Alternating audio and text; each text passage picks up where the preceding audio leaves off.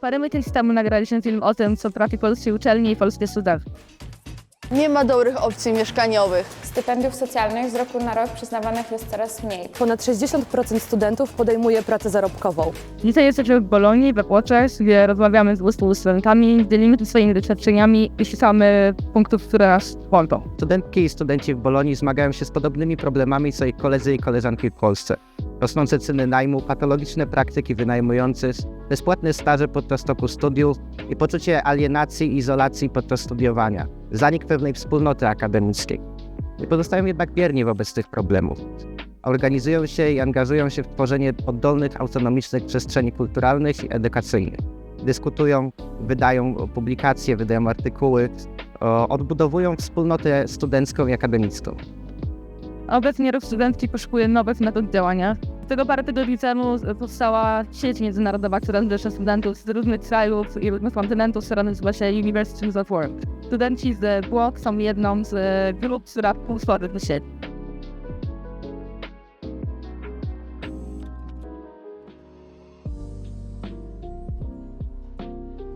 Voglio richiamare qui un attimo l'esperienza del collettivo di Officine della Formazione che nasce dopo il 2020. Per ripensare questo vuoto politico siamo partiti da un lavoro di inchiesta e di corricerca all'interno della composizione studentesca, un lavoro appunto di ricerca politica, di corricerca, nella misura in cui appunto la conoscenza viene coprodotta tra gli studenti e le studentesse.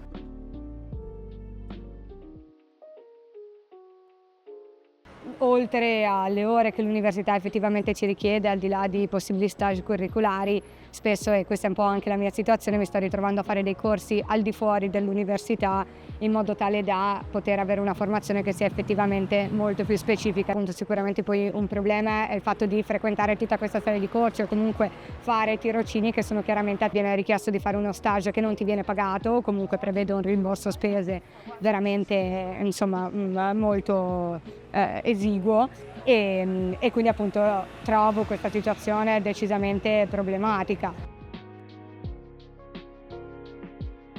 I saperi ovviamente sono però, in particolare quello universitario, sono sempre di carattere maschile, quindi i professori sono fondamentalmente professori uomini, quindi per le donne rimane particolarmente difficile poter accedere a di stare dentro l'università come ricercatrici, come insegnanti, è ancora un terreno abbastanza in salita. Nel caso invece dei collettivi antagonisti, quindi nell'area di movimento bolognese, le donne hanno un grande protagonismo. Noi come gruppo stiamo pensando a partire da settembre di creare un collettivo, un gruppo di donne che si riunisce all'interno dell'università per trovare un nostro spazio di confronto e di comunicazione orizzontale in primis e vedere dove ci porta. Non abbiamo un programma già costituito, ma siamo dell'idea che una pratica femminista che riprende anche tutta la dimensione dell'autocoscienza degli anni 70 in Italia debba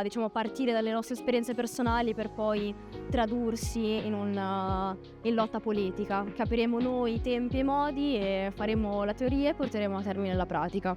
Quindi a settembre ci poniamo questo obiettivo per rimetterci sempre e comunque al centro.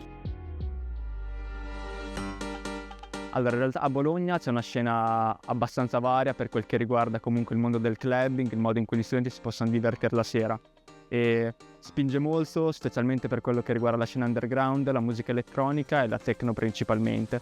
Mentre magari, nella scena per quello che riguarda più il club, c'è una continuità, molti studenti sono appunto universitari, ma magari ci si sposta verso un target di età leggermente più alto, perché comunque andare in un club richiede una certa disponibilità economica, andare specialmente tutti i sabati. Per quello che riguarda invece la scena, quella che si svolge fuori dal club, si possono trovare comunque connessioni o continuità fra quelle che sono appunto rivendicazioni politiche e quello che comunque è il mondo musicale. Ci sono una serie di iniziative, dalle TAD fino anche a quelle che sono manifestazioni che si svolgono per strada, e infatti c'è questo appunto, come dicevo, questa unione fra politica e anche musica, perché senz'altro la musica da questo punto di vista ti attira tanta gente, ti crea più coinvolgimento, si riesce appunto a creare quindi più coinvolgimento attraverso l'elemento musicale anche sulla rivendicazione politica. Rispetto agli affitti, Bologna sicuramente è una situazione abbastanza complicata. Io mi ricordo 2 anni fa, quando stavo cercando casa, penso di aver scritto almeno a 70 persone diverse, mi hanno risposto in 6, di cui la maggior parte erano doppie, perché appunto in Italia ci sono le doppie, per cui condividi non solamente l'appartamento ma anche la stanza. E attualmente io mi trovo in una situazione del genere, nel senso che a 25 anni condividi non solamente un appartamento, che quello lo trovo estremamente bello, però appunto condividi anche la stanza, questo per pagare un prezzo affrontabile, perché gli affitti sono veramente molto alti, altrimenti ci sono anche prezzi allucinanti che vanno sui 500 euro per un posto in doppia o 300 euro per un posto in doppia, che appunto, se ci ricolleghiamo anche alla questione stage non retribuito perché curricolare, insomma, diventa complicato.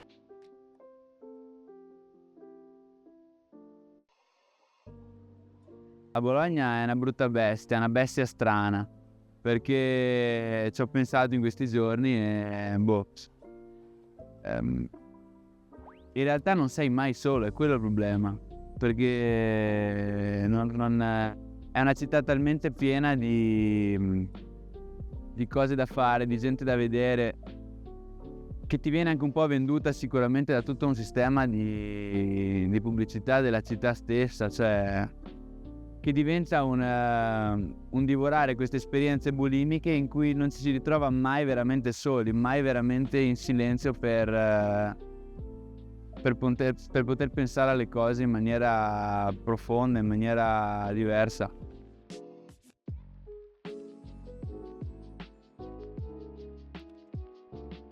Ci troviamo qui a Punto Input, che nasce 3 anni fa come punto vendita della casa editrice Deriva Prodi, ma in realtà è molto più di questo.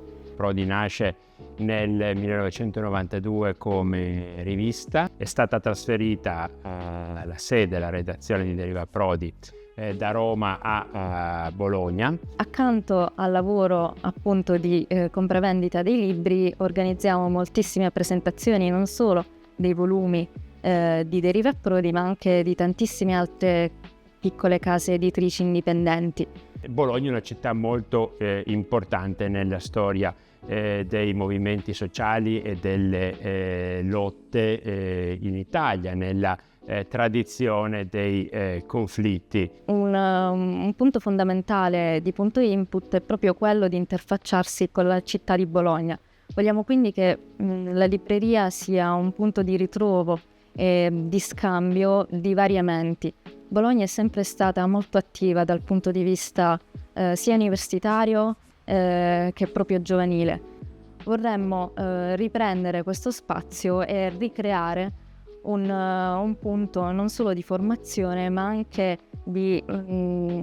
per strutturare un pensiero critico all'interno di Punto Input da cui ripartire sia con la casa editrice che con i corsi di formazione, sia con tutte le reti che stiamo creando su Bologna, con svariati circoli della città e con tantissime iniziative. Noi diciamo che il vecchio mondo è morto e non bisogna averne alcuna nostalgia, e che il nuovo mondo è pieno di mostri, ma dentro questi mostri noi siamo qua per rovesciare la situazione e per provarci come casa editrice.